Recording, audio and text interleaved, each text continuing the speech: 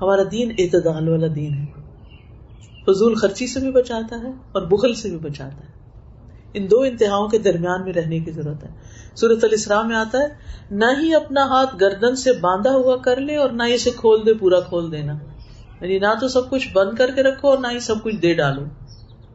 ہماری امت کا فتنہ جو ہے وہ مال ہے، اور مال کی محبت میں شدت، اور مال کمانے کی خاطر اپنی آخرت کو قربان کر دینا.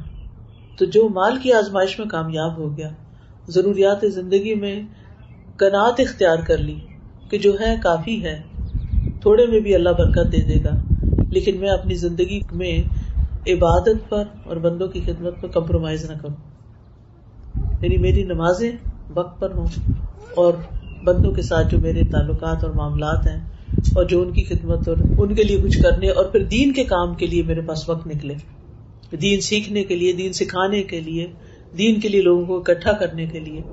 یہ تبھی ہو سکتا ہے جب ہم اپنی دنیاوی ضروریات کچھ کم کرتے ہیں. نبی صلی اللہ علیہ وسلم نے فرمایا بے شک اللہ تمہارے لیے 3 باتیں پسند نہیں کرتا. نمبر 1 بلا وجہ کی گفتگو، فضول باتیں. نمبر 2 مال کو ضائع کرنا.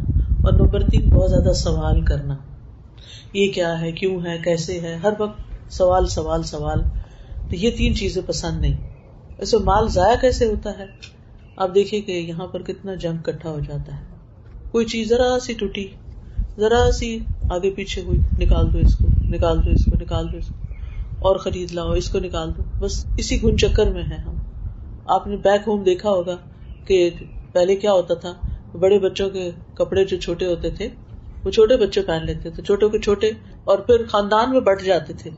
ہر وقت بازاروں کے چکر نہیں لگتے تھے، اور سارا مال اپنے ہی بچوں کے کھلونوں اور کپڑوں پہ نہیں لگتا تھا. خواتین خود سلائی کر لیتی تھی. ریسائکلنگ کتنی ہوتی تھی، کیا اتنا کوڑا اکٹھا ہوتا تھا؟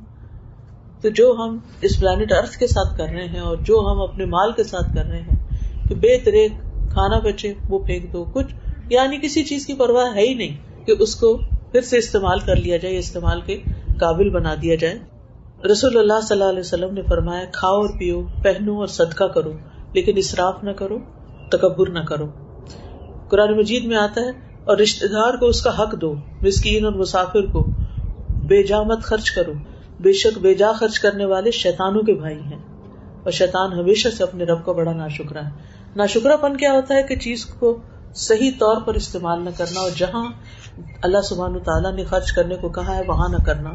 بدترین امتیوں کی علامت کیا بتائی گئی؟ آپ نے فرمایا میری امت میں ایسے لوگ ہوں گے جو طرح طرح کے کھانے کھائیں گے، رنگ برنگے مشروب طلب کریں گے، اور طرح طرح کے کپڑے پہنیں گے، گفتگو میں بے احتیاطی کریں گے، طرح طرح کی سواریوں پہ سوار ہوں گے. وہ میری امت کے بدترین لوگ ہوں گے. اور آج ہم نے ظاہر میں اس کو اپنا اسٹیٹس سمبل بنایا ہوا ہے. پھر اسی طرح بخل کی ممانعت کی گئی ہے. بخل کا مطلب ہوتا ہے کہ جہاں خرچ کرنا چاہیے وہاں بھی خرچ نہ کرنا، حتیٰ کہ اپنی ذات پہ بھی خرچ نہ کرنا.